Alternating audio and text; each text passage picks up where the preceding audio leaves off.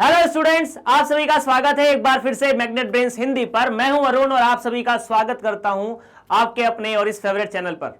जैसा कि आप सभी विद्यार्थियों को पता है कि मैग्नेट ब्रेन्स और मैग्नेट ब्रेन्स हिंदी आप सभी विद्यार्थियों को कक्षा 6 से लेकर 12 तक समस्त विषय पूरी तरह से मुफ्त पढ़ाते हैं। इसके लिए किसी भी व्यक्ति को, किसी भी स्टूडेंट को कोई भी पैसा देने की आवश्यकता नहीं है। आपको जो कुछ यहां पढ़ाया जा रहा है वो पूरी तरह से मुफ्त पढ़ाया जा रहा है।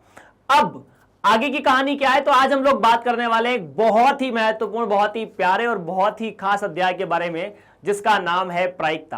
अब प्रायिकता क्या है, तो प्रायिकता कक्षा 10 में आप पढ़ चुके हैं, आप कक्षा 9 में, कक्षा 7, 8 में भी पढ़ चुके हैं कि प्रायिकता होती क्या है। लेकिन 11वीं 12वीं की जो प्रायिकता है वहां पर आपको कुछ नया देखने को मिलेगा।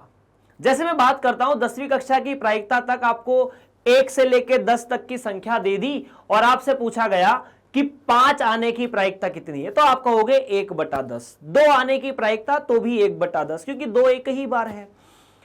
अगर आपके सामने इस पूरी कहानी में कुछ अलग कंडीशन हो जाए, जैसे छोटा सा एक उदाहरण मान लेते हैं। मान लीजिए 1 से लेकर 10 तक की संख्याएं लिखी है, प्राकृत संख्याएं, और आपसे कहा कि इस प्राकृत संख्याओं में से एक संख्या का चयन किया जाता है, तो 9 आने की प्रायिकता कितनी है, तो आप कहोगे सर 9 एक बार आया बटा 10, तो 1/10। मैं कहूं ऐसी संख्या जो 3 से विभाजित होती हो, तो आप कहोगे 3 भी होता है, 6 भी होता है और 9 भी होता है। तो यहां पर इस अध्याय में आपके सामने प्रायिकता कुछ नई तरीके से आएगी। आप कक्षा 11वीं में पुरानी प्रायिकता से बिल्कुल भी, मतलब ज्यादा उसके जैसा इसको मत समझिए।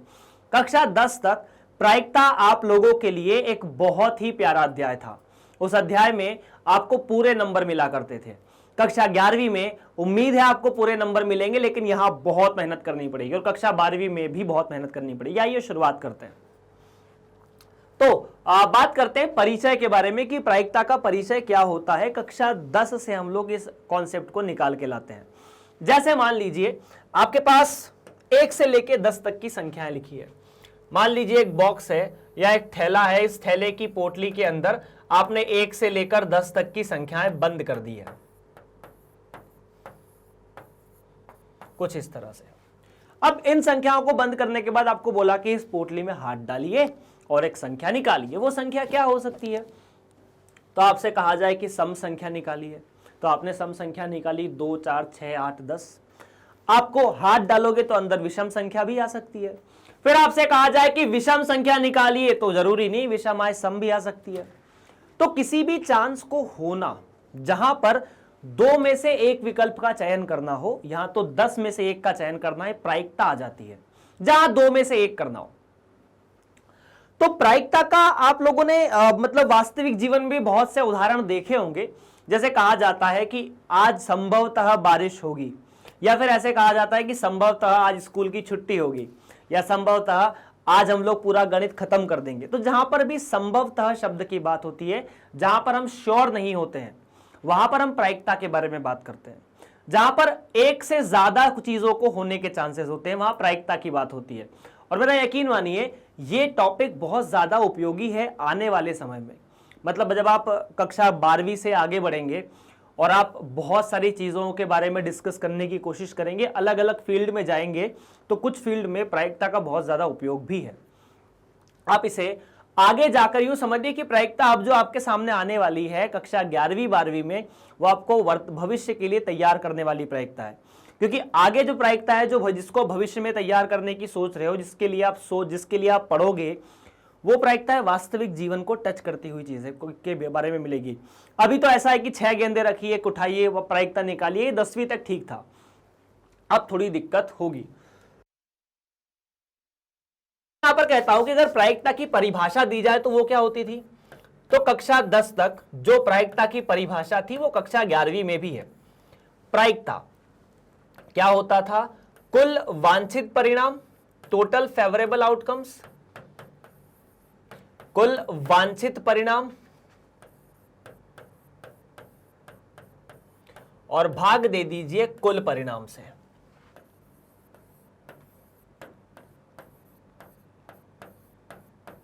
जैसे उदाहरण के लिए मैं यहां पर आपसे कहना चाहता हूं कि इस केस में जैसे मान लीजिए इस थैले में आपने हाथ डाला और आपसे कहा जाए कि सम संख्या आने की प्रायिकता कितनी है, तो सम संख्या आने की प्रायिकता उदाहरण के लिए आपसे कहा जाए तो आप कहोगे सर यहां पर कुल वांछित परिणाम 5 है।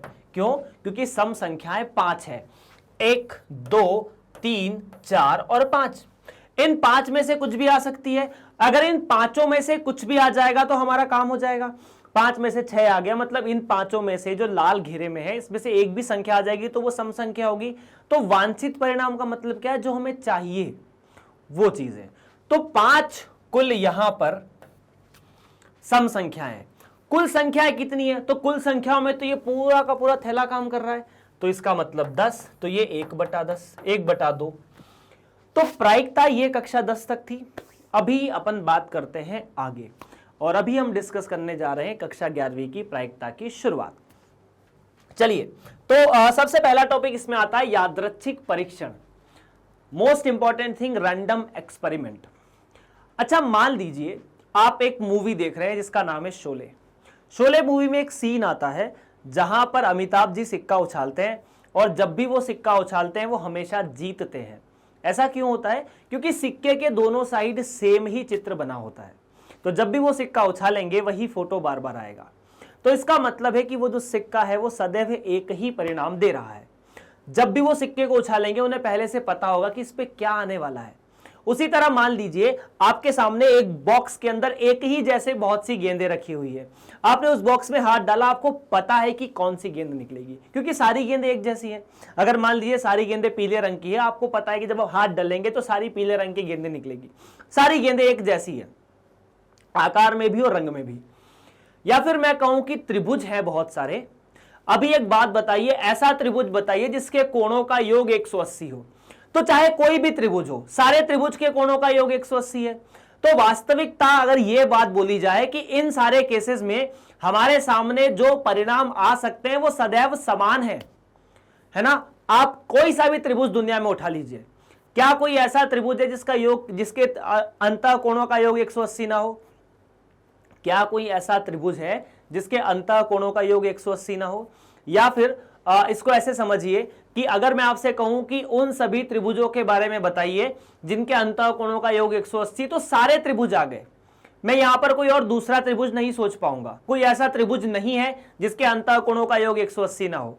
तो जब हम यादृच्छिक परीक्षण की बात करते हैं तब हम दो चीजों के बारे में जरूर डिस्कस करते हैं कि जो भी हम परीक्षण करने जा रहे हैं, परीक्षण मतलब एक्सपेरिमेंट, है ना। आप सिक्के को उछालते हैं, वो एक परीक्षण है। ताश की गड्डी में से एक पत्ता निकालना भी एक परीक्षण है। उसी तरह जो भी आप करने जा रहे हैं वो सभी एक परीक्षण कहलाता है। और यादृच्छिक परीक्षण में एक चीज बहुत ही गौर से की जाती है कि आप जो भी परीक्षण करने जा रहे हैं उसके एक से ज्यादा भिन्न परिणाम हो। क्या हो? एक से ज्यादा भिन्न परिणाम हो।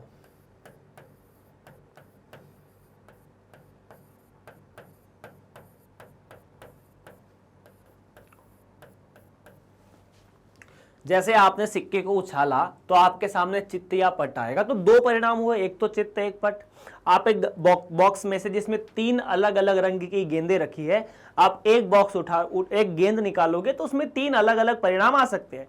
क्रिकेट के 11 प्लेयर में से या एक क्रिकेट टीम के 11 खिलाड़ियों में से अगर मैं कहूं कि इन 11 में से आपका पसंदीदा खिलाड़ी कौन सा है, तो आपके पास 11 भिन्न भिन्न चॉइस है।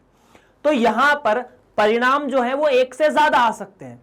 एक विद्यार्थी के लिए कोई खिलाड़ी एक फेमस होगा, किसी को बी खिलाड़ी अच्छा लगेगा, किसी को सी खिलाड़ी अच्छा लगेगा, तो परिणाम एक से ज्यादा है। दूसरा,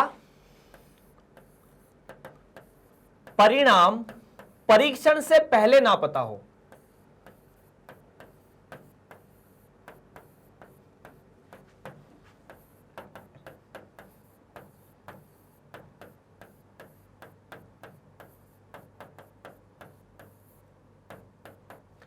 अब इसमें कहानी ऐसी है कि आप जो भी परीक्षण करने जा रहे हैं, आप परीक्षण करने से पहले परिणाम नहीं बता सकते कि क्या आएगा। जैसे अगर मैं सिक्का उछालता हूं तो मैं नहीं कह सकता कि इस पे हेड ही आएगा। मैं कहूं कि हेड आए और हेड आ जाए, ये अच्छी बात है, लेकिन मैं ये नहीं कह सकता कि कुछ भी कर लो इस पे हेड आएगा या कुछ भी कर लो इस पे चित्त आएगा। हम परीक्षण करने से पहले परिणाम के बारे में नहीं कह सकते। जैसे अगर मैं कहता हूं कि आज बारिश होकर रहेगी, और अगर बारिश हो जाए, इसका मतलब यह नहीं है कि मेरे कहने से बारिश हुई है, हो सकता था ना भी होती। तो परीक्षण करने के पहले परिणाम नहीं पता चले, ऐसे इन दोनों कंडीशन को सेटिस्फाई करने वाले परीक्षण को हम यादृच्छिक परीक्षण कहते हैं, दैट इज रैंडम एक्सपेरिमेंट, है ना। रैंडम एक्सपेरिमेंट मतलब जैसे मान लीजिए आपने एक पासा फेंका। पासा आप जानते हो, आप लोगों ने लूडो नाम का एक गेम खेला होगा जिसके अंदर पासा फेंका जाता है। अब उस पासे को फेंकने के लिए पासा कुछ इस तरह से बनाया जाता है जिसकी कुल 6 फलकें होती है, और प्रत्येक फलक पर कुछ नंबर लिखे होते हैं, 1 2 3 4 ऐसे कुछ, यहां 1, यहां 2, यहां 3 4 5 और इसके पीछे मान लेते हैं 6 लिखा है। अब इस कंडीशन में आपने जब ये पासा फेंका तो आपको ये नहीं पता है कि आप पासे को फेंकेंगे तो 1 आएगा, 2 आएगा, 3 आएगा, 4 आएगा, 5 आएगा या 6 आएगा। लेकिन मान लीजिए एक दूसरा पासा मैं यहां बना देता हूं,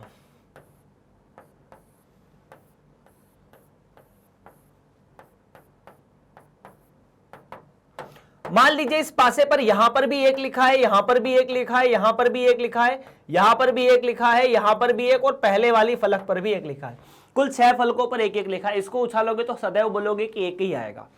तो इस पाछे को उछालना यादृच्छिक परीक्षण है। क्यों? क्योंकि हमें 1 से ज्यादा संभावित परिणाम मिल रहे हैं। 1 मिल सकता है, 2 मिल सकता है, पासे को फेंकने पर 3 मिल सकता है, 4 मिल सकता है, 5 मिल सकता है और 6 मिल सकता है। लेकिन इसको फेंकने पर सिर्फ और सिर्फ 1 ही मिलेगा। दूसरा, मैं इसको फेंकूंगा तो मुझे पता है कि 1 ही आएगा, कुछ भी कर लो 1 ही आएगा। तो इसके परिणाम, इसको फेंकने के पहले ही मुझे परिणाम पता है। इसको फेंकने के पहले परिणाम पता है क्या? नहीं पता है। तो ये इस कंडीशन को और इस कंडीशन को दोनों को फॉलो कर रहा है, इसीलिए ये यादृच्छिक परीक्षण है।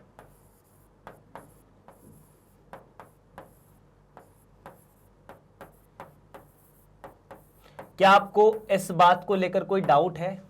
यह यादृच्छिक परीक्षण नहीं है, ठीक है। बेसिकली आपको प्रश्न में ऐसा लिखा रहेगा कि किसी यादृच्छिक परीक्षण में, इतनी सी बात लिखी रहेगी हर प्रश्न में। तो हम उसको देख के समझ जाएंगे कि भाई साहब 1 से ज्यादा आउटकम आने वाले हैं और कुछ भी आ सकता है, हमको पहले से नहीं पता क्या आएगा, है ना। तो यादृच्छिक परीक्षण तो ऐसा है।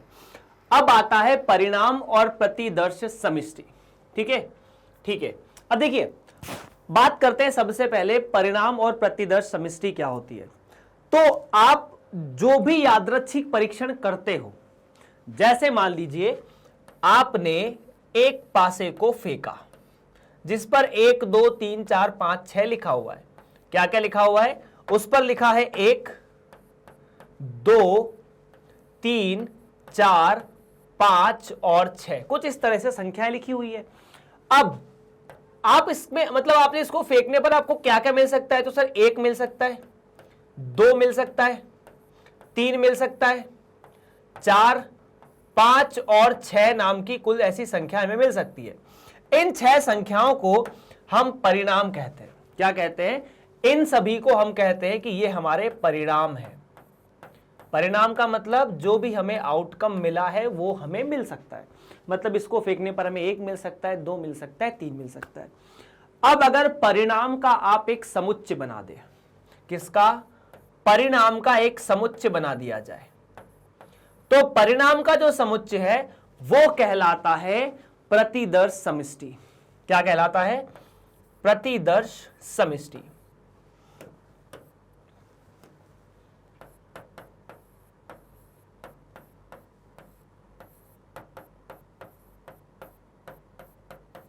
अंग्रेजी में इसे सैंपल स्पेस कहा जाता है और यह बहुत ही महत्वपूर्ण टॉपिक होता है। सैंपल स्पेस मतलब जो भी आपके सामने परिणाम आए हैं उन सभी को एक समुच्चय में लिख दो। इसे निरूपित S से किया जाता है। तो अगर मैं इस वाले का प्रतिदर्श समष्टि बनाने चाहूं तो 1 2 3 4 5 और 6, ये एक पासे को फेंकने पर जो प्रतिदर्श समष्टि है वो ये है। इसे सैंपल स्पेस कह सकते हो अंग्रेजी में। आई होप इतनी आप लोग अंग्रेजी समझ भी सकते हो। तो किसी पासे को फेंकने पर जो भी परिणाम आ रहे या किसी भी घटना को करने पर या किसी भी एक्सपेरिमेंट को करने पर जो भी परिणाम आ रहे हैं उन सभी परिणामों का अगर हम एक समुच्चय बना दें तो वो समुच्चय कहलाता है प्रतिदर्श समष्टि। क्या इतना क्लियर है? और आपको बहुत सी जगहों पर एक छोटा सा चीज और देखने को मिलेगी जो कि होगी एनएस। एनएस का मतलब है प्रतिदर्श समष्टि में कुल अवयवों की संख्या। प्रतिदर्श समष्टि में कुल अवयवों की संख्या।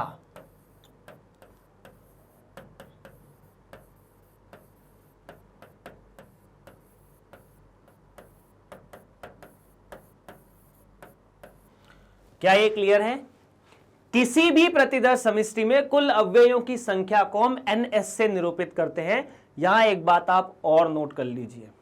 बात क्या नोट करनी है कि अगर मैं कहता हूं कुल परिणाम तो वो भी एनएस के बराबर ही होता है। प्रतिदर्श समष्टि में परिणाम आते हैं। प्रतिदर्श समष्टि किससे बनी है? परिणामों का समुच्चय। तो प्रतिदर्श समष्टि के अवयवों को मैं क्या कहूंगा? कुल परिणाम। तो जब प्रायिकता को परिभाषित किया जाता है तो कुल परिणाम की जगह अभी सीधा सीधा एनएस लिख दिया जाता है। मतलब जब भी आप प्रायिकता को परिभाषित करेंगे आप एनएस लिख देंगे कुल परिणाम की जगह। क्लियर है?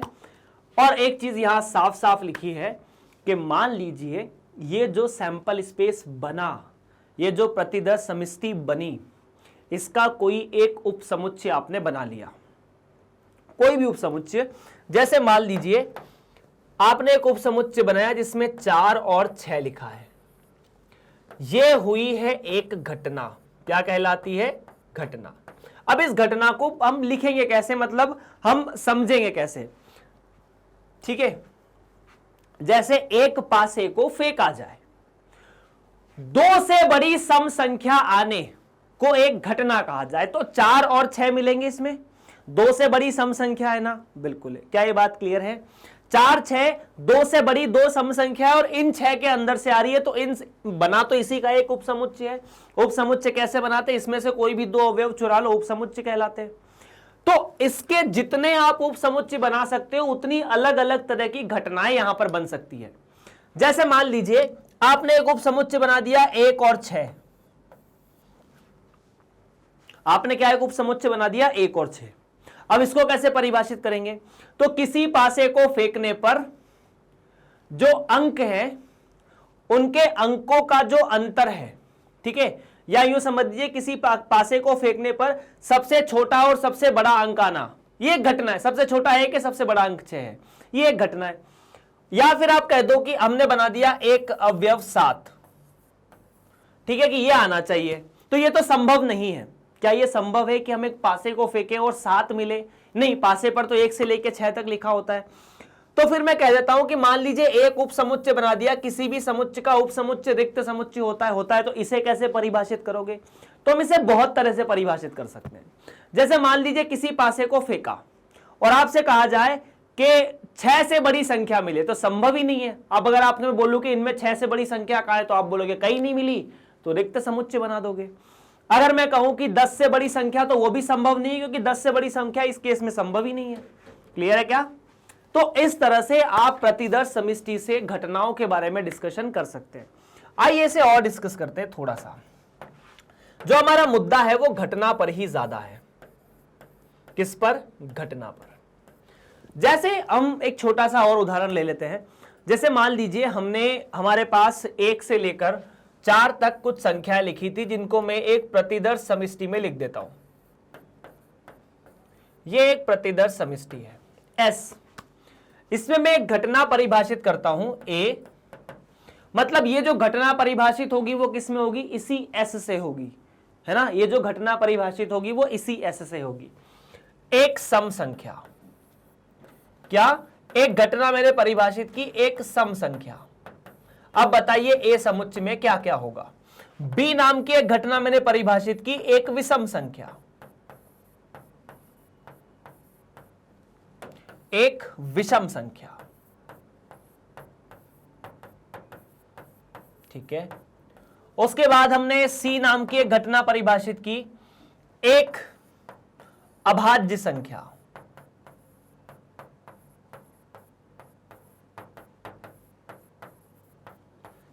डी नाम की एक घटना परिभाषित की, एक सम अभाज्य संख्या।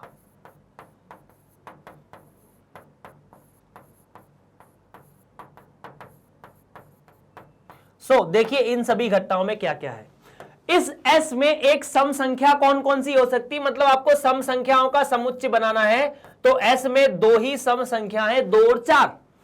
एक विषम संख्या, तो S में एक ऐसी संख्या जो विषम भी हो और मतलब ऐसा कुछ। तीसरी एक अभाज्य संख्या, तो इस S में अभाज्य संख्या कौन कौन सी है, 2 और 3। तो अभाज्य संख्या मिल गई 2 और 3 क्योंकि इनका किसी में भाग जाता नहीं है। उसके बाद एक सम अभाज्य संख्या, तो सम अभाज्य संख्या सिर्फ और सिर्फ 2 है तो अपन ने 2 को लिख दिया। ये सारे के सारे समुच्चय इसी से बनाए गए, तो A, B, C और D ये A के या S के उप समुच्चय है। तब मैं कह सकता हूं कि ये जो चारों है ये एक घटना है, और ये घटना कहां से घटित होगी, यहां से घटित होगी। ये घटना कहां से घटित होगी, यहां से घटित होगी। अगर मैं ऐसा कह दूं, एक E नाम का समुच्चय बनाते हैं, वो समुच्चय 5 से छोटी संख्या, 5 से छोटी संख्या, तो 5 से छोटी संख्या तो 1 2 3 4 5, 3 4 दोनों आ जाएगा। तो सीधी सीधी बात है, यहां पर 1 2 3 4 सभी आ गए। अगर एक और मान लीजिए F नाम की घटना बनाए, F नाम की घटना हमने बना दी, जिससे अपन कह सकते हैं कुछ ऐसा 12 को विभाजित करने वाली संख्या। मैंने ऐसा कहा कि 12 को विभाजित करने वाली संख्या, इसी में से निकालनी है कौन कौन सी संख्या 12 को विभाजित कर सकती है। S में से कौन कौन सी संख्याएं हैं जो 12 को विभाजित कर सकती है। तो इसको लिखने की कोशिश करोगे तो देखिए, एक सदैव 12 को विभाजित करता है, 2 भी 12 को विभाजित करता है, 12 3 से और 4 से दोनों से विभाजित होता है। तो इसी को कहने के और भी तरीके हो सकते हैं, 1 2 3 4 ये भी है और 1 2 3 4 ये भी है। इसी 1 2 3 4 को कहने के ये 2 तरीके हो गए। और भी तरीके हो सकते हैं कि 24 को विभाजित करने वाली संख्या, ऐसा भी कह सकते हैं ना, ठीक है। अच्छा, अब मान लीजिए अपन G नाम का समुच्चय बनाते हैं। G नाम का समुच्चय ऐसा है कि 5 को विभाजित करने वाली संख्या, किसको, 5 को विभाजित करने वाली संख्या, 5 को विभाजित करने वाली संख्या।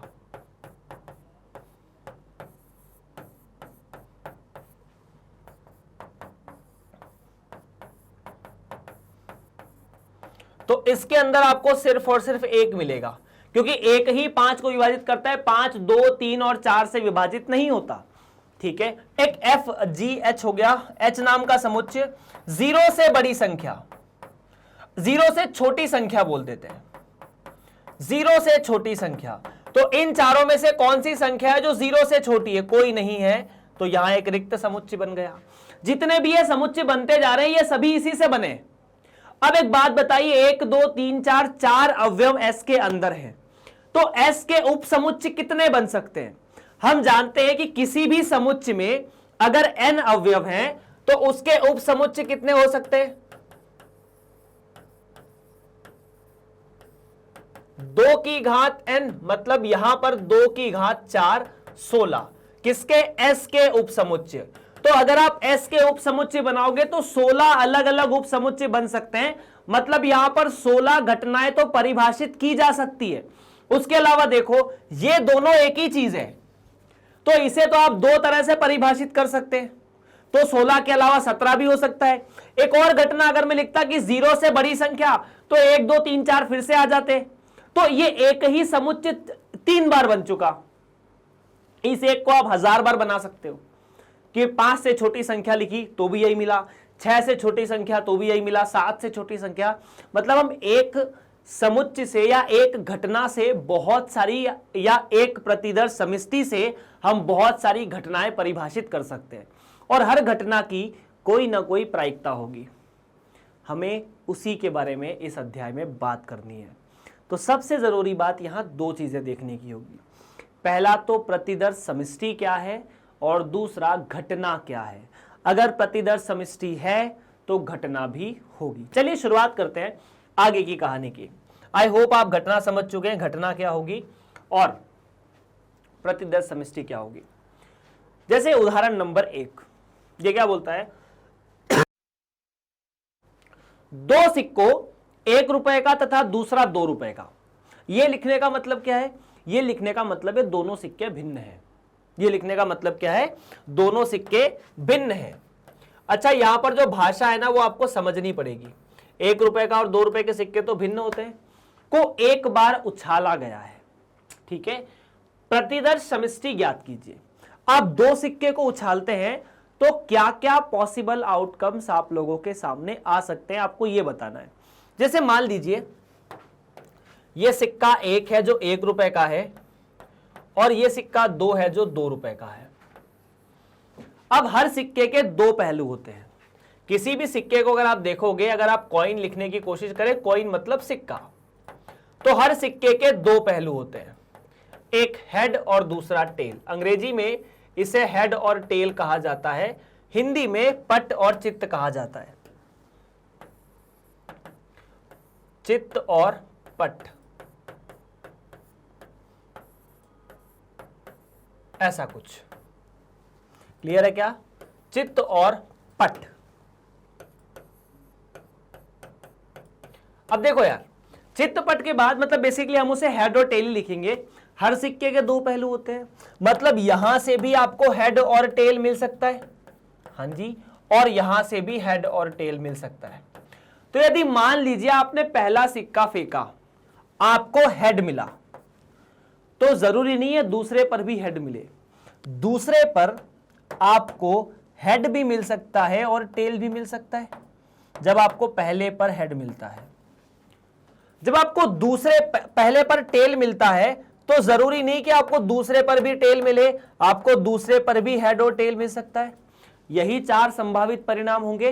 तो इसका प्रतिदर्श समष्टि जो होगा, जिसे आप एस कह सकते हैं, उसमें 2 बार हेड हो सकते हैं, मतलब दोनों सिक्कों पर हेड मिले, 1 रुपए के भी और 2 रुपए के भी, या पहले सिक्के पर हेड मिले, दूसरे पर टेल मिले। इसका मतलब है 1 रुपए के सिक्के पर हेड है और 2 रुपए के सिक्के पर टेल है, ठीक है। उसके बाद अगर मैं इसको ऐसा लिखता हूं TH, इसका मतलब यह कि पहले सिक्के पर टेल है, मतलब 1 रुपए वाले पे टेल है और 2 रुपए वाले पे हेड है, या फिर टेल टेल। क्या ये चारों अलग अलग हैं? हाँ, चारों अलग अलग हैं, ठीक है।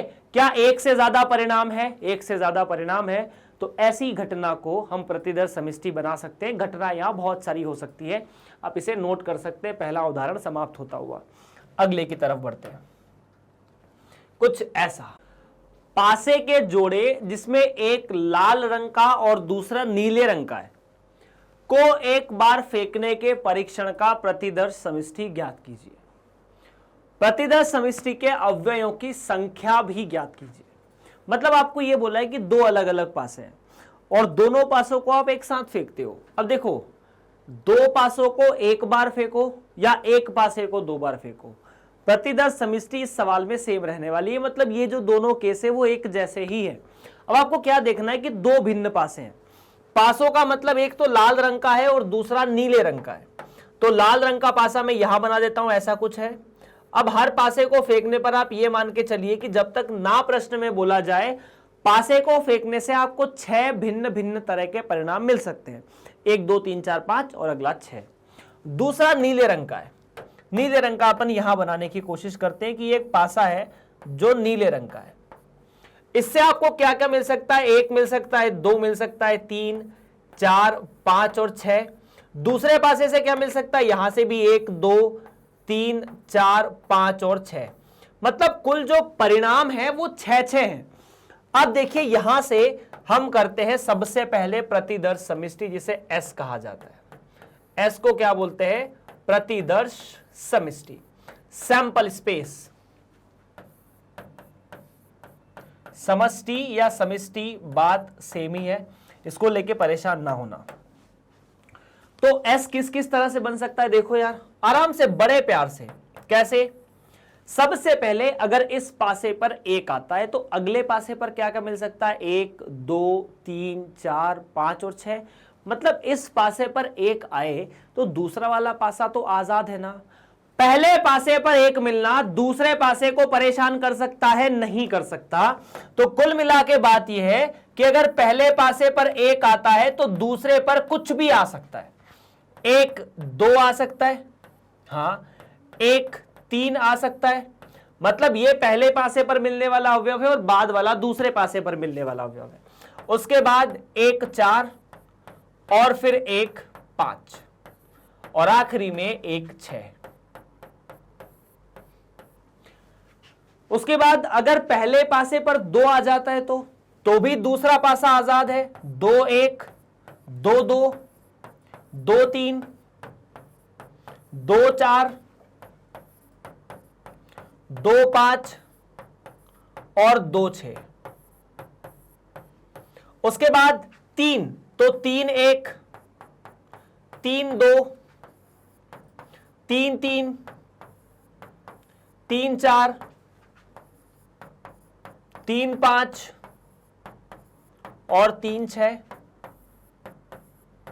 ओके, उसके बाद तीसरे 4 भी आ सकता है पहले पासे पर, तो 4 1 4 2 4 3 4 4 4 5 और 4 6। उसके बाद 5 भी आ सकता है, तो 5 1 5 2 5 3 5 4 5 5 और अंतिम में 5 6। ये आपने कक्षा 10 में भी पढ़े हैं हालांकि, है ना। वहां कुल संभावित परिणाम आपसे पूछे थे प्रश्न में, यहां पर उसे प्रतिदर्श समिष्टि कहा और कुछ भी नहीं कहा है। उसके अलावा 6 1 6 2 6 3 6 4 6 5 और 6 6। अब यहां बड़े गौर से देखिए, कुल संभावित परिणाम कितने निकल गए। अब प्रतिदर्श समिष्टि के अवयवों की संख्या, जिसे आप NS कह सकते हैं, NS मतलब प्रतिदर्श समिष्टि के अवयवों की संख्या।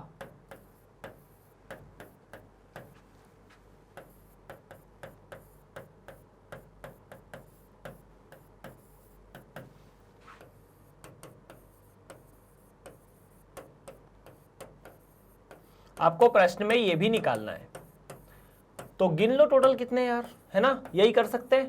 गिना तो पहली रो में 6 है, 12 18 24 30 और 36, तो यहां पर कुल 36 अलग अलग आउटकम है।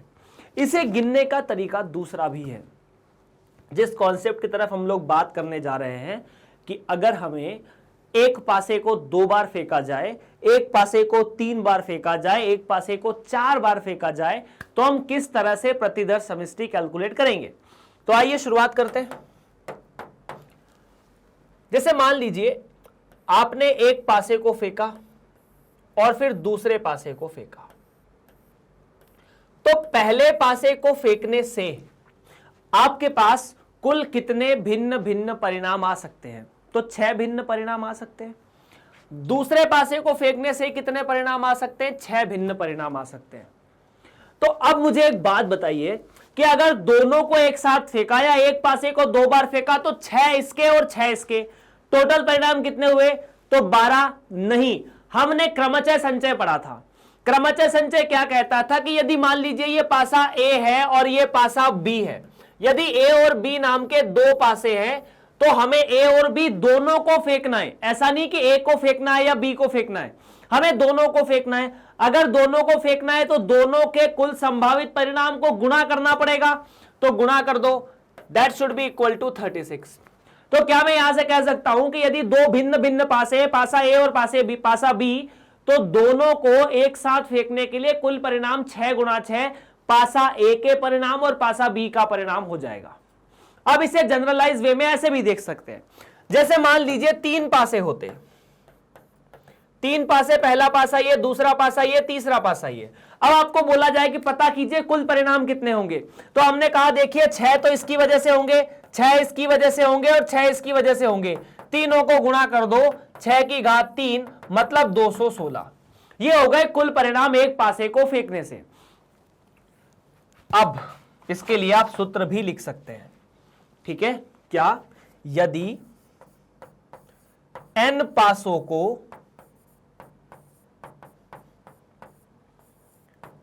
एक साथ फेंका जाए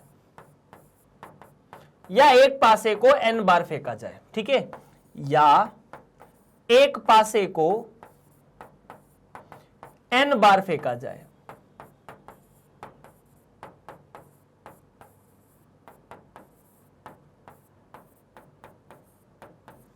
तो कुल परिणामों की संख्या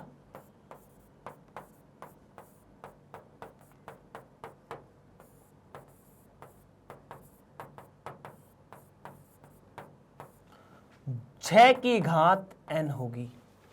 एक पासे को एक बार फेंका तो एक 6 की घात 1, एक पासे को 2 बार फेंका या 2 पासे को एक बार फेंका तो 6 की घात 2 मतलब 36, एक पासे को 3 बार फेंका या 3 पासे को एक बार फेंका तो 6 की घात 3 मतलब 216, और 4 पासों को फेंकोगे तो 6 की घात 4, 5 पासों को फेंकोगे तो 6 की घात 5।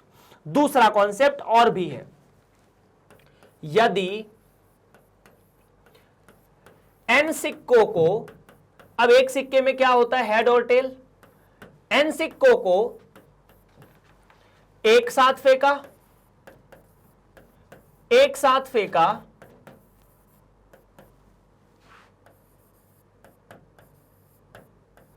या एक सिक्के को n बार फेंका,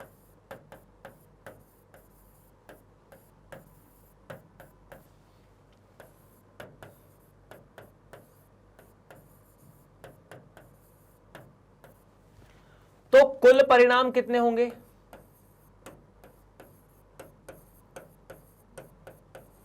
यहां पर 2 की घात n हो जाएंगे। तो आप ऐसा समझो, एक पासे को फेंकने पर कितने भिन्न परिणाम आते हैं, 6, तो n पासे को फेंकने पर 6 की घात n। एक सिक्के को फेंकने पर कितने भिन्न परिणाम, 2, तो n सिक्कों को फेंकने पर 2 की घात 3।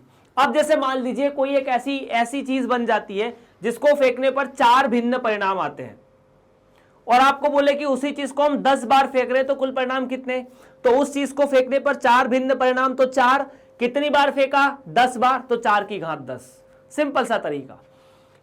कैलकुलेटिव वे में एक नया सा कॉन्सेप्ट आपको देता हूं मैं, है ना। क्रमचय संचय काफी उपयोगी है, ये तो क्रमचय संचय से ही दोनों चीजें आई है।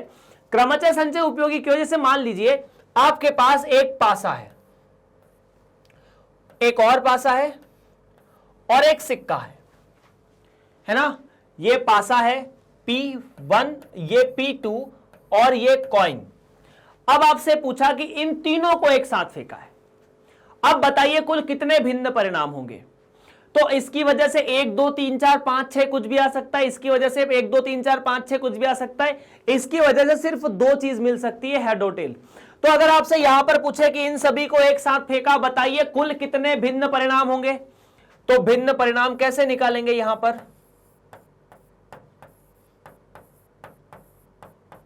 तो बड़ा सिंपल है। इस कार्य को करने के कुल 6 तरीके, 1 2 3 4 5 6, इससे क्या मिल सकता है, 6 भिन्न चीजें। इस कार्य को करने के भी 6 तरीके, पासा है ना, 1 2 3 4 5 6, अगले वाले के पास सिर्फ 2 तरीके, तो ये हुए 72। ऐसे खैर ऐसे बहुत से सवाल आपको और भी मिलेंगे। आगे बढ़ते हैं अपन अगले टॉपिक की तरफ, अगले सवाल की तरफ। निम्नलिखित प्रत्येक परीक्षण के लिए उपयुक्त प्रतिदर समष्टि का उल्लेख कीजिए। एक बालक की जेब में 1 रुपए, 2 रुपए व 5 रुपए के सिक्के हैं। वह अपनी जेब से एक के बाद एक 2 सिक्के निकालता है। ठीक है, पहला सवाल तो यह है, एक व्यक्ति किसी व्यस्त राजमार्ग पर 1 वर्ष में होने वाली दुर्घटनाओं की संख्या लिखता है। आपको इन दोनों केसेस में प्रतिदर समष्टि निकालनी है। तो पहले वाले केस में प्रतिदर समष्टि के बारे में ज्ञात करते क्या होगा। देखिए, जो भी व्यक्ति है वो एक के बाद एक 2 सिक्के निकालता है। यहां जो शब्द है वो काफी इंपॉर्टेंट है, आप इन पे ध्यान देना। जैसे मान लीजिए आपकी जेब में 1 रुपए, 2 रुपए और 5 रुपए के सिक्के हैं। आप एक सिक्का पहले निकालोगे, उसके बाद दूसरा सिक्का निकालोगे। तो बिना प्रतिदर समष्टि निकाले हम पहले तो प्रतिदर समष्टि के अवयवों की संख्या ज्ञात कर लेते हैं, उससे थोड़ा आइडिया लग जाएगा। देखिए कैसे, या फिर मैं प्रतिदर समष्टि निकाल के आपको पहले बता देता हूं। मान लीजिए कि जो भी व्यक्ति है उसके पास 1, 2 और 5 रुपए का सिक्का है। क्या है? 1 रुपए का है, 2 रुपए का है और 5 रुपए का सिक्का है। अच्छा, मान लीजिए व्यक्ति ने पहली बार हाथ डाला जेब में, उसको 1 रुपए का सिक्का मिलता है। कौन सा सिक्का मिलता है? उसको 2 सिक्के निकालने। तो मान लेते हैं पहले व्यक्ति ने 1 रुपए का सिक्का निकाला हाथ डालते हुए जेब में, है ना। अच्छा, अब उसके बाद जब ये तो 1 रुपए का सिक्का तो बाहर आ गया ना, तो अगली बार 2 रुपए का आ सकता है या 5 रुपए का आ सकता है। तो यहां पर 2 चांसेस हो सकते हैं, 2 रुपए का या फिर 5 रुपए का। इन दोनों को ऐसे ब्रैकेट बना के लिख दिया। दूसरा तरीका, दूसरा क्या?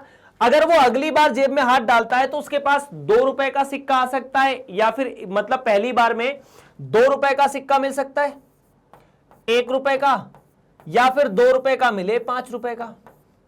ऐसा चलेगा। दूसरी बार में ऐसा भी हो सकता है कि वो 5 रुपए का सिक्का निकाले पहली बार में, दूसरी बार में उसे 1 रुपए का या 2 रुपए का मिले। ये पता है कब हुआ? जब उसने एक बार हाथ डाला, मतलब एक बार हाथ डालते हुए एक सिक्का निकाला, दूसरी बार हाथ डालते हुए दूसरा सिक्का निकाला। लेकिन अगर इसी सवाल को ऐसे पूछा जाता कि उसने एक बार हाथ डाला और 2 सिक्के निकाले, तो तब हम ये महत्वपूर्ण नहीं होता कि पहले कौन आ रहा है बाद में कौन आ रहा है। क्रम को समझिए। सवाल जो है वो हो चुका है, लेकिन क्रम को समझने की कोशिश कीजिए। जैसे मान लीजिए उसने पहले सिक्के, पहला एक मतलब जेब में हाथ डाला और एक सिक्का निकाला, तो इन तीनों में से कोई भी पहले आ सकता था, है ना। लेकिन अगर वो 2 सिक्के एक साथ निकालने की कोशिश करे, कितने सिक्के? 2 सिक्के, तो हो सकता है ये दोनों आ जाए। अब ये दोनों में क्रम तो महत्वपूर्ण नहीं है, उस केस में 1, 2 और 2, 1 एक ही बात हो जाएगी। हो सकता है ये दोनों आ जाए। अब उस केस में 2, 5 या 5, 2 एक ही बात हो जाएगी। मतलब कहने का कि यदि इस सवाल को थोड़ा सा चेंज किया जाता और ये बोलता कि वो एक साथ 2 सिक्के निकालता है, तो आपके सामने आंसर होता कि 1, 2 निकल सकता है, 1, 5 निकल सकता है और 2, 5 निकल सकता है। ये आपका जवाब होता। क्योंकि 1, 2 निकले या 2, 1 निकले बात बराबर है। ऐसा क्यों? क्योंकि दोनों एक साथ निकल रहे हैं। खैर, अब यहां पर अगर आप कुल अवयव निकालना चाहते तो वो बड़ा आसान था। कुल अवयव प्रतिदर समष्टि के। अब इसे अपन NS से लिखेंगे ना। किससे? NS से। गिन लीजिए 6 अवयव हैं। एक ये, दूसरा ये, तीसरा ये, चौथा, पांचवा और छठा। ये दोनों मिलके एक अवयव बना रहे हैं, क्योंकि उसको 2 सिक्के निकालने हैं। दोनों सिक्के निकल के एक अवयव बनाएंगे। इसे ऐसे भी निकाल सकते थे कि 3 सिक्के हैं, वो व्यक्ति जब पहला सिक्का निकालने जाएंगे तो कितने सिक्के जेब में है? 3, मतलब पहला सिक्का निकलने के 3 चांसेस है। और मान लीजिए पहले सिक्के में 1 बाहर आ गया, तो दूसरे सिक्के के लिए सिर्फ 2 चीजें बची है, 2 और 5, तो यहां से भी 6 आंसर आ जाएगा। सो इन दिस केस आपके सामने ये आंसर है। अब दूसरा जो केस है वो, दूसरा जो प्रश्न है वो थोड़ा खतरनाक है। खतरनाक मतलब ऐसा है जिसके बारे में आप सोचिए। सबसे पहले एस के बारे में बात करते हैं, और आप खुद भी इसे सोच सकते हो बिना किसी परेशानी के।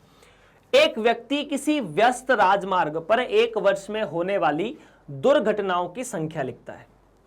तो मान लेते हैं 1 वर्ष में होने वाली, हो सकता है 1 वर्ष में एक भी दुर्घटना ना हो, तो दुर्घटनाओं की संख्या कितनी? 0। हो सकता है 1 वर्ष में एक ही दुर्घटना हो, दुर्घटनाओं की संख्या लिख रहा है ना वो, मतलब 0 हो सकती है। हो सकता है 1 दुर्घटना हो जाए तो 1 भी हो सकता है 2 भी हो जाए। अब सर 1 हो गया तो फिर 2 कैसे होगा? हम कुल संभावित परिणाम निकाल रहे हैं। प्रतिदर समष्टि का मतलब यही है कि कुल कितने संभावित परिणाम आ सकते हैं।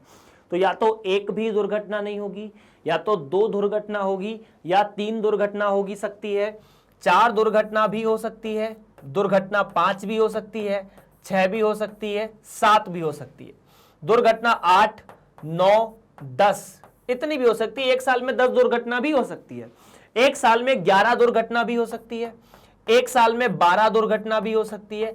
ऐसी कितनी दुर्घटनाएं हो सकती है? अनंत दुर्घटनाएं हो सकती है ना। तो अब इस प्रतिदर समष्टि को देखिए, यहां सिर्फ 6 अवयव हैं, लेकिन इसके अवयव समाप्त नहीं हो रहे, अनंत अवयव है ना। तो प्रतिदर समष्टि के अवयव अनंत भी हो सकते हैं और परिमित भी हो सकते हैं, मतलब 1, 2, 3, 4, 5, 6 भी हो सकते हैं। क्या ये क्लियर है? ये तीसरा उदाहरण आपने यहां पर कर लिया है। अभी हम प्रतिदर्श समष्टि निकालना क्यों सीख रहे हैं? क्योंकि इसी में हमें कुल अवयव निकल रहे हैं कि कुल कितने अवयव या कितने संभावित परिणाम होंगे। उन्हीं संभावित परिणामों में से प्रायिकता निकलेगी। एक सिक्का उछाला जाता है, यदि उस पर चित्त प्रकट हो तो हम एक थैली जिसमें 3 नीली और 4 सफेद गेंद हैं में से एक गेंद निकालते हैं। यदि सिक्के पर पट्ट प्रकट होता है तो हम एक पासा फेंकते हैं। इस परीक्षण के प्रतिदर्श समष्टि का वर्णन कीजिए। अब इसको समझने के लिए आप यहां पर आइए। मान लीजिए आपके पास एक सिक्का है। अब इस सिक्के को उछाला गया, तो अगर आप एक सिक्के को उछालते हैं तो आपके सामने 2 चीजें आती है। एक तो हेड हो सकता है और दूसरा टेल हो सकता है। इन दोनों के अलावा कुछ और हो सकता है क्या? नहीं हो सकता। एक सिक्के को उछालने पर हेड और टेल ही हो सकता है। ठीक है। अच्छा, हेड और टेल के बाद फिर नई समस्या ये आती है कि जब हेड आया, उनने ये बोला कि ये तो ठीक है, आपने सिक्के को उछाल दिया है। अगर चित्त प्रकट होता है, मतलब हेड होता है, तो हम एक थैली रखी है हमारे पास। उस थैली में 3 नीली और 4 सफेद गेंद हैं। अगर इतना हो जाता है तो समझने की कोशिश कीजिए, ये तो चित्त है। हेड का मतलब क्या होता है? चित्त। अगर चित्त आया तो एक थैला बना है बड़ा सा।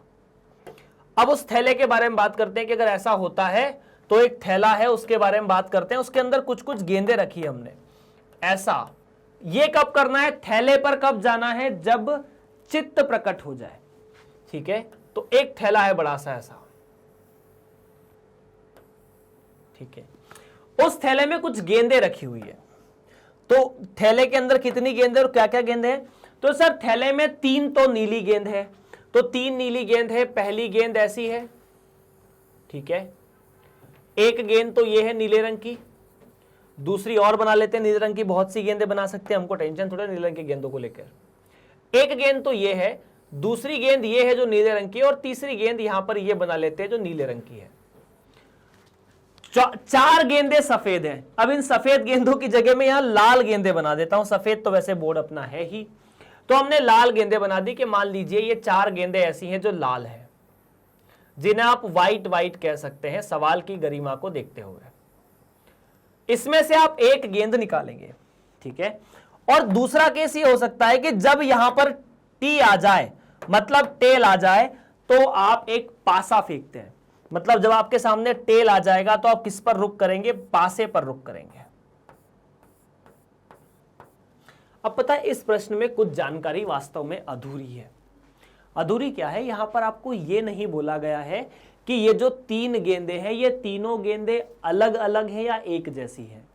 जैसे मान लीजिए आपने हाथ डाला, आपको ये गेंद निकली, या फिर हाथ डाला और ये गेंद निकली। अगर ये दोनों गेंदें अलग अलग हैं तो हमारे लिए ये 2 भिन्न गेंदें हैं।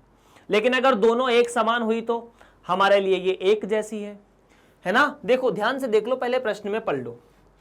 इस परीक्षण के प्रतिदर्श समष्टि के बारे में बात कीजिए।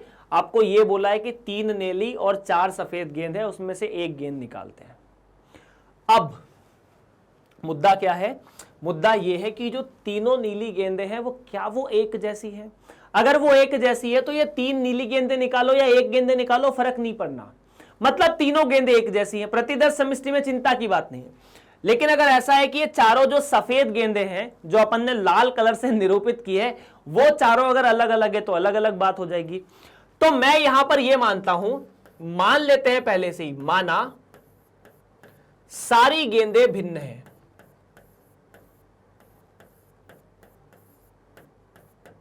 ये हमने मान लिया ना, एक जैसी है ये नहीं मानते हम, ये मान रहे कि सारी गेंदें भिन्न हैं।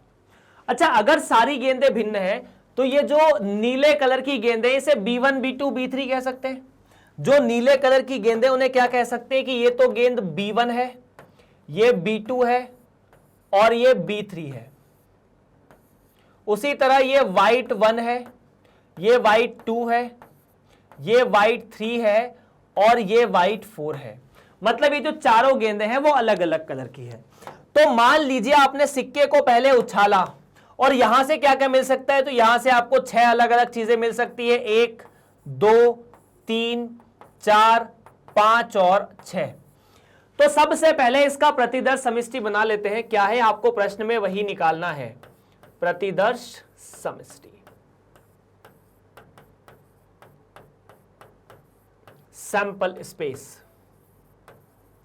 कि ये एक्सपेरिमेंट करने पर हमें क्या क्या मिल सकता है। तो अगर प्रतिदर्श समष्टि के बारे में बात करते हैं, so S should be equal to, मान लीजिए सिक्के को पहले उछाला, आपको हेड मिलता है। अगर हम सिक्के को पहले उछालेंगे तो हेड मिलता है, तो क्या हेड करने पर अपन रुक गए? नहीं रुके, हमने एक थैला ढूंढा। ये क्या है? थैला है। अगर सिक्का उछला है, उसने हेड दिया, तो हमने क्या लिया? हमने देखा कि थैला कहां पर है। थैला कहां है? ये थैले में से हम गेंद निकालेंगे, तो हो सकता है हमें जब चित्त मिले तो हम पहली गेंद निकाल ले B1। ऐसा भी हो सकता है कि जब चित्त मिले हम B2 निकाल ले। ऐसा भी हो सकता है कि जब चित्त मिले हम B3 निकाल ले। अच्छा, ऐसा भी हो सकता है कि जब हमें चित्त मिले हम व्हाइट गेंद 1 मतलब पहली व्हाइट गेंद निकाल ले। ऐसा भी हो सकता है कि हमें चित्त मिले हम दूसरी व्हाइट गेंद निकाल ले। ऐसा भी हो सकता है कि जब हमें चित्त मिले हम तीसरी व्हाइट गेंद निकाल ले। ऐसा भी हो सकता है कि चित्त मिलने पर चौथी व्हाइट गेंद आ जाए। यह केस तब है जब पहले आपको चित्त मिले। जब पहले चित्त मिलेगा तो इन सातों गेंदे में से आप एक गेंद उठा सकते हो।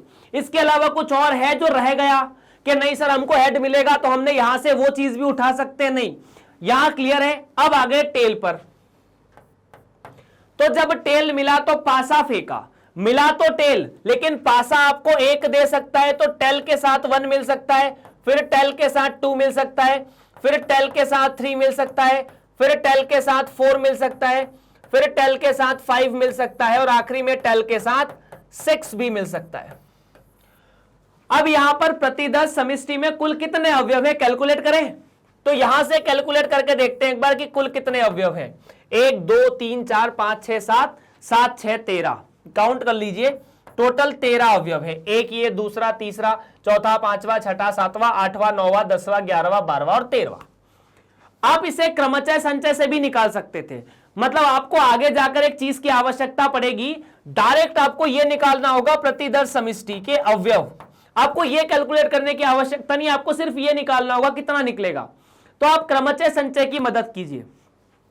सबसे पहले यह देखिए कि आपने सिक्के को उछाला, तो सिक्के को उछाला तो आपको हेड मिला, ठीक है। तो सिक्के को उछालने से आपको 2 चीजें मिलती है, हेड और टेल, लेकिन इन दोनों के साथ ऑपरेशन अलग अलग हो रहे हैं। तो पहले इसको कंसीडर करते हैं। अगर सिक्के को उछाला तो या तो हेड मिलेगा या टेल मिलेगा। हेड मिलने की संभावना, हेड एक ही बार है तो एक बार तो हेड। अब जब हेड मिला तो इसके बाद हेड, अगर हेड मिलेगा तो ये भी करना है, मतलब अगर ये काम हो तो ये काम भी करना है। इस काम को करने के कुल कितने तरीके? 7, 1 2 3 4 5 6 7, तो इसको गुणा कर दिया। अब या तो हेड मिलेगा या टेल मिलेगा, मतलब या तो ये काम होगा या ये काम होगा। जब ऐसी कंडीशन हो कि या तो ये मिले या तो यह मिले, अपन जोड़ का नियम लगाते हैं कि दोनों को जोड़ दिया जाए। हेड एक ही बार या टेल एक ही बार है। जब टेल मिलेगा तो टेल के साथ हमें यह भी करना है, टेल मिलने के साथ हमें पासे को भी फेंकना है, मतलब ये दोनों काम एक साथ होने चाहिए। तो हमें यहां पर गुणा का नियम लगाना पड़ेगा। पासे से आपको क्या क्या मिल सकता है? कुल 6 चीजें, तो 7 + 6 मिला के 13। यह करने से आपको यह लिखने की आवश्यकता नहीं है, अगर इसकी डायरेक्टली सवाल में जरूरत है तो। क्लियर है क्या? You can verify, you can check अगर आपको कोई समस्या यहां पर है तो। अगले सवाल की तरफ बढ़ते हैं। एक ऐसे परीक्षण पर विचार कीजिए जिसमें एक सिक्के को बार बार तब तक उछाला जाता है जब तक उस पर चित्त प्रकट न हो जाए। इसकी प्रतिदर्श समष्टि भी ज्ञात कीजिए। मतलब आपने क्या किया, एक सिक्का पकड़ा, उसको उछाला, हेड आया टेल आया पता नहीं। अगर हेड आता है तो आप खुश, नहीं आता है तो फिर आपको बोला कि जब तक हेड ना आए तब तक सिक्का उछालना है। जैसे मान लीजिए आपको होमवर्क में कुछ काम दिया गया, ठीक है, और आपको यह बोला कि परीक्षा में आपके 90 नंबर आने चाहिए, टेस्ट में आपके 90 नंबर आने चाहिए 100 नंबर के टेस्ट में से। मान लीजिए आपके 100 नंबर नहीं है, 90 नंबर नहीं आते हैं, तो आपको यह बोला जाएगा कि आपको उस टेस्ट को तब तक देना है जब तक आपके पूरे 90 नंबर नहीं आ जाते हैं। आपने एक बार टेस्ट दिया, आपके 5 नंबर आए, दूसरी बार दिया 6 नंबर आए, तीसरी बार दिया 4 नंबर आए, ऐसा होगा ना। तो देखिए अगर आप पहली बार टेस्ट दे रहे हैं तो आपके नंबर 90 से कम या 90 से ज्यादा आ सकते हैं, 90 भी आ सकते हैं। जब आप दूसरी बार टेस्ट दे रहे हैं, इसका मतलब ये तो साफ है कि पहली बार आपके नंबर 90 से कम आए हो, तभी जाके आप दूसरी बार टेस्ट दोगे, वरना दोगे क्यों? अगर आप तीसरी बार टेस्ट दे रहे हो, इसका मतलब साफ है कि आप पिछले 2 बार में 90 से कम नंबर लेकर आए हो। या अपन 33 नंबर के बारे में बात कर ले, 90 छोड़ दो, 33 नंबर तो पासिंग मार्क्स होते हैं ना। तो अगर आप टेस्ट को पास नहीं करते हो, अगर आप तीसरी बार टेस्ट दे रहे हो, मतलब आप 2 बार तो फेल हो चुके हो। अगर चौथी बार दे रहे हो, मतलब 3 बार फेल हो चुके हो। तो इस प्रश्न में यही है। एक ऐसे परीक्षण पर विचार कीजिए जिसमें एक सिक्के को बार बार तब तक उछालते हैं जब तक उस पर चित्त प्रकट ना हो जाए। सिक्का एक ही है, कब तक उछालना है? जब तक चित्त प्रकट ना हो जाए। तो देखिए, इसकी प्रतिदर्श समष्टि डायरेक्ट लिखी जा सकती है। कैसे? मान लीजिए आपने सिक्के को उछाला, पहली बार में हेड मिला। इसे आप ऐसे समझिए, अपन इस पूरी कहानी को लगभग क्लियर कर देते हैं और सिक्के को सिर्फ हेड और टेल ही रहने देते हैं। सिक्के में सिर्फ ये 2 ही चीज है, हेड और टेल, बाकी सब गया। पुराने वाला प्रश्न था, इसमें अपन ने प्रतिदर्श समष्टि ऐसे बनाई थी। ठीक है क्या? हेड और टेल, इसे भी थोड़ा बदल देते हैं, यहां से हेड को हेड और टेल को टेल रख देते हैं। ये टेल है मान लीजिए और ये हेड है ना। ये पट्ट है अभी और ये चित्त है। कौन सा? ये चित्त है। अच्छा एक बात बताइए, आपको ये बोला है कि सिक्के को तब तक उछालना है जब तक कि चित्त प्रकट ना हो जाए। मान लीजिए आपने सिक्के को उछाला, चित्त प्रकट हुआ, इसके बाद आप आगे बढ़ेंगे क्या? नहीं बढ़ेंगे। आप एक्सपेरिमेंट को रोक देंगे कि चित्त मिला, हम खुश हुए। लेकिन अगर पट्ट मिला तो आपको फिर सिक्के को उछालना है। फिर सिक्के को उछालोगे तो फिर 2 परिणाम आ सकते हैं। कौन कौन से? ऐसा हो सकता है कि टेल मिल जाए, ऐसा हो सकता है कि हेड मिल जाए। अगर हेड मिल गया तो आप फिर से रुक गए, पर यदि टेल मिला तो आपको फिर से सिक्के को उछालना पड़ेगा। आपने फिर से सिक्के को उछाला, फिर हो सकता है कि आपको फिर से टेल मिल जाए या फिर हेड मिल जाए। अगर हेड मिला तो आप बहुत खुश, अगर टेल मिला तो आपको फिर से सिक्के को उछालना है। ऐसा आपको कब तक करना है? जब तक कि आपको हेड ना मिल जाए। मतलब ऐसा हो सकता है कि आपको फिर यहां पे टेल मिल जाए, आपने सिक्के को फिर से उछाला ना, फिर से हेड मिल जाए। तो ऐसा आप करते ही जाएंगे ना। अब जैसे मान लीजिए ये वाला हेड आपको मिला, तो ये वाला हेड मिलने के लिए ये टेल, ये टेल, ये टेल और ये हेड मिलना चाहिए। मतलब अगर मैं इसको परिभाषित करना चाहता हूं तो इसको परिभाषित करने का मतलब है ये हेड कब आया? जब आपको 3 बार टेल मिला। मतलब आपको टेल टेल टेल मिला, उसके बाद हेड मिला। ये वाला हेड कब मिला? जब आपको 2 बार टेल ऑलरेडी मिल चुका था, उसके बाद ही हेड आया। ये वाला हेड कब आया? जब आपको 1 बार टेल और 1 बार हेड मिल चुका था। ये वाला हेड तो डायरेक्टली मिला। इसका मतलब प्रतिदर्श समष्टि ऐसे हो सकती है कि पहली बार में हेड मिल जाए। अगर पहली बार में हेड नहीं मिलेगा तो क्या मिलेगा? टेल मिलेगा। सिक्के को फिर उछालना पड़ेगा। हो सकता है दूसरी बार में हेड मिल जाए, हो सकता है दूसरी बार में भी हेड ना मिले। अगर दूसरी बार में हेड नहीं मिला तो पहली बार में भी नहीं मिलेगा। तो यहां पर TTH भी हो सकता है या फिर TTTH भी हो सकता है। हां जी, उसके बाद TTTTH भी हो सकता है। ऐसा कब तक? बहुत, मतलब आप जिंदगी भर यही काम कर सकते हो। ठीक है, अगर आपको tail tail tail tail tail मिलता जाए तो आप बोल सकते हो कि हम कब तब तक करेंगे जब तक हेड ना मिले। अगर पूरे जीवन हेड नहीं मिलता है तो सिक्के को उछालते रहो। तो इस तरह से ये प्रतिदर्श समष्टि हो सकती है। इसमें कितने अवयव होंगे हम नहीं बता सकते। हो सकता है पहली बार में हम सक्सेस हो जाए, हो सकता है दूसरी बार में, हो सकता है तीसरी बार में हो। तो ऐसे प्रतिदर्श समष्टि में हम अवयवों की संख्या नहीं निकाल सकते। अब मैं आपको सिक्के के बारे में थोड़ी सी जानकारी और दे देता हूं।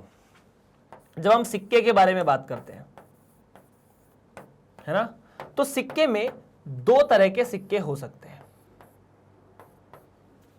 ठीक है, सिक्का एक ऐसा हो सकता है जिसमें एक हेड मिले और एक टेल मिले, मतलब एक साइड हेड और एक साइड टेल मिले।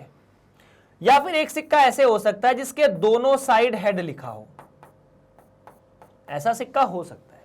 या फिर दोनों साइड टेल लिखा हो। जब ऐसे सिक्के को उछाले तो हेड भी मिलने की संभावना और टेल मिलने की संभावना बराबर हो। या सिक्का ऐसे हो सकता है कि आपको हमेशा ही हेड मिले या हमेशा ही टेल मिले। तो ऐसे सिक्के को हम बाइज्ड कॉइन कहते हैं। क्या कहते हैं? Biased coin. और ऐसे को अनबाइज्ड कहते हैं।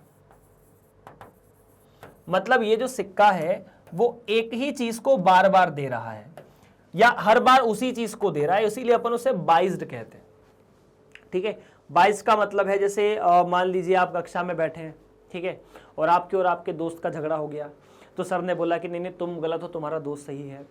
फिर दूसरे दिन फिर झगड़ा हुआ, सर ने बोला नहीं नहीं तुम गलत हो, तुम्हारा दोस्त सही है। मतलब जब भी झगड़ा हुआ सर ने दोस्त का ही बोला कि नहीं नहीं तुम गलत हो, तो तुम्हारा दोस्त सही है। तो आपके मन में आएगा कि यार सर जो है वो बार बार उसका फेवर लेते हैं, मैं तो कुछ हूं नहीं और मेरी बात को सुनते भी नहीं है। तो आपके दिमाग में ये बात आएगी कि सर जो है वो उसका पक्ष ज्यादा ले रहे हैं, तो कहोगे सर जो है वो बाइज्ड है। ठीक है, बाइज्ड का काम मतलब ये शब्द आपको देखने को मिलेगा और अपन इसके बारे में बात भी करेंगे। लेकिन इस प्रश्न के साथ ये टॉपिक यहीं पर समाप्त होता है जहां पर हमने प्रतिदर्श समष्टि के बारे में बात की। हमने ये देखा कि किस तरह से डिफरेंट आउटकम्स हो सकते हैं, उनकी प्रतिदर्श समष्टि कैसे होती है। अगले लेक्चर में हम इस पर बहुत सारे सवाल प्रश्नावली 13.1 के करेंगे। लेकिन जाने से पहले अगर आप इस वीडियो को YouTube पर देख रहे हैं मैग्नेट ब्रेन्स हिंदी चैनल पर, तो बहुत अच्छी बात है। इसके अलावा आप इस वीडियो को www.magnetbrains.com पर जाकर भी देख सकते हैं। वहां पर जाकर आपको CBSE हिंदी माध्यम का चयन करना है और जैसे ही आप CBSE हिंदी का चयन करेंगे कक्षा 11वीं आपको दिखेगी। कक्षा 11वीं में आपको गणित विषय दिखेगा।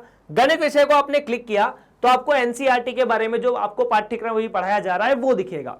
उस पर आपने क्लिक किया, जितने भी अध्याय हैं वो सारे आपको दिख जाएंगे। जिस अध्याय पे क्लिक करोगे उसके सारे वीडियो चलना शुरू हो जाएंगे। कुछ मतलब जो भी वीडियो पे क्लिक करोगे वो वीडियो चलना शुरू हो जाएगा कुछ इस तरह से। बाकी आपको पता है कि कक्षा 6 से लेकर 12 तक मैग्नेट ब्रेन्स और मैग्नेट ब्रेन्स हिंदी आप सभी विद्यार्थियों को पूरी तरह से मुफ्त पढ़ाते हैं, चाहे आप किसी भी राज्य या किसी भी बोर्ड से हो। इसके अलावा आपको ये भी पता है कि इस वीडियो को आपको लाइक करना है, अपने दोस्तों के साथ शेयर करना है वीडियो और चैनल को। और चैनल को अगर आपने अभी तक सब्सक्राइब नहीं किया है तो कर लीजिए, क्योंकि यहाँ पर आपके रिलेवेंट इन्फॉर्मेशन बहुत ज़्यादा है और सारी इन्फॉर्मेशन आपकी पढ़ाई के लिए ही है। आप सभी से मुलाकात होगी बहुत जल्द। आपका बहुत बहुत धन्यवाद।